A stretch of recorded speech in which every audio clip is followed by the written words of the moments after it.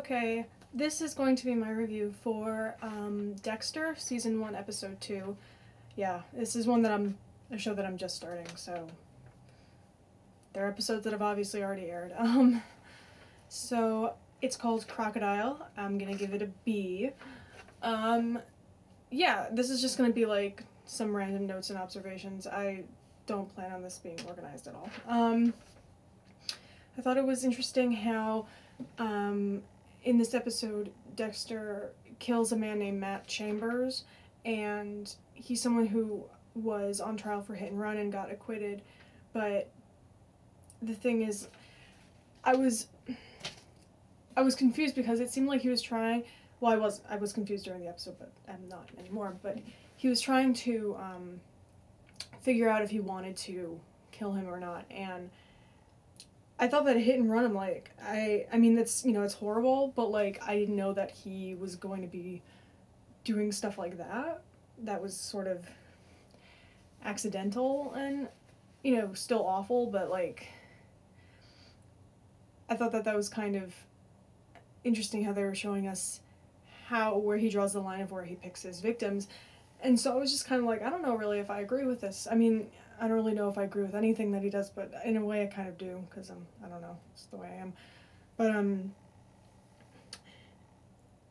then we find out that this guy has just changed his name, he goes to all different places, and he just so he can just keep being drunk and his hit and runs, and he has lawyers and stuff, and he's been, like, acquitted from, like, 6 hit and runs or something, and he, like, knows what he's doing at this point, basically, like, he just doesn't care. So I was like, okay, that's cool. Deborah got promoted in this episode. She got promoted from vice to homicide. Did not expect that to happen so soon. It's only the second episode. I thought that was going to keep going for a while, like her efforts to sort of kind of get up in the ranks and not just be where she was. So I thought that was really cool. And it was interesting. Something I really love about the way Jennifer Carpenter performs on the show is how her mannerisms are really weird. Like, they're weird and kind of, like, over the top, but in a way that's not forced at all, and it's in a way that just makes her character so individualistic. In a way that doesn't seem like she's trying to do that. Like, it's just, she's such a distinct character, and, like, I love that. I think the way she performs in that show is quite original, and I was just surprised by how I really love Deborah. I think that she's probably my favorite after Dexter.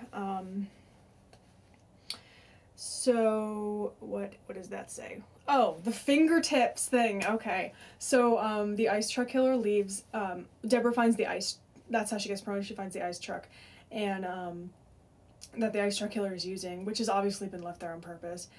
But she finds it nevertheless, and inside are just, like, the fingertips of his latest victim, just, like, frozen in a block of ice, and it was so cool. Like, why do I think it was a really cool moment, because, like, the fingertips on the doll that the ice truck killer left for Dexter were painted all different colors, and then the fingertips on that were in the truck were painted those colors. And so, they're just like, what is he trying to tell us? What is he trying to tell us? And then, like, Dexter's just like, not like, his voiceover narration's just like, not us, me.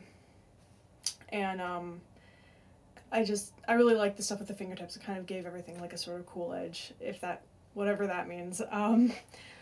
Something about Dexter's narration that I'm not sure if that's a problem, but it's definitely something that I've observed, is that most of my favorite lines come from his voiceover narration. I love his voiceover narration. I think it's completely necessary to the show. It's probably my favorite thing about it. It's just that there are some parts where you know exactly what he's gonna say. Exactly. And again, I don't know if it's a bad thing, because, like, even though you know what he's gonna say, it's like you're kind of you feel like you're in sync with him.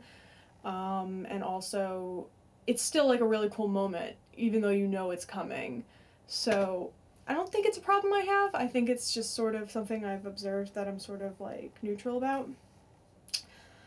Dokes had his own sort of story going on with the murder of a fellow cop that he had known and had been seeing the wife of. I didn't expect, him to get such a spotlight so early, but it still felt like you were observing. You never really kind of got into his, head. And it kind of paralleled the whole thing with the flashback with Dexter's dad, and how he had said that how his fellow cop friend of his was murdered and stuff, and I liked how that kind of correlated with something from Dexter's past, and we got to see that. I loved the opening of this episode with Dexter in the water and just sort of observing people, saying, I wish I could be like that. Or, I don't know if he said I wish I could be like that, but just observing the people and how he's not like that and how he's really not capable of having that sort of fun. My favorite lines from the episode. One's from I think they are actually they're all from the narration. One's from the opening. It says, I think it's the first line of the episode. He says, I dream I'm floating on the surface of my own life. Love it.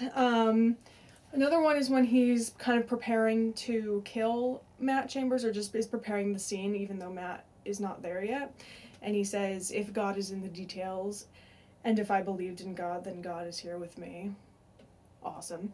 And then the second one is when Deborah is really upset because the prostitutes keep getting killed, and these are people that she knows, and, these are people that are just trying to survive, and by doing, such a horrible thing, to themselves, just to get by and everything. And we get, a close-up of Deborah's face. There's one close-up I really loved when she, looked right at the camera, which was pretty incredible, and he says, my sister puts up a front so the world won't see how vulnerable she is. Me, I put up a front to the world so the world won't see how vulnerable I'm not. Who comes up with this stuff? It's so cool. Ugh, I'm so lame. Whatever. I love good lines in shows.